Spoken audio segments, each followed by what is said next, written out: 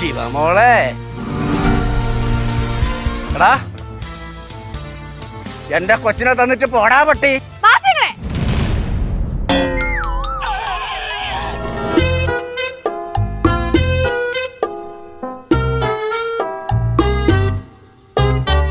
എങ്ങനെയുണ്ട് ശിവാനി? വാ നമുക്ക് എവിടെയും പോയി ജീവിക്കാം.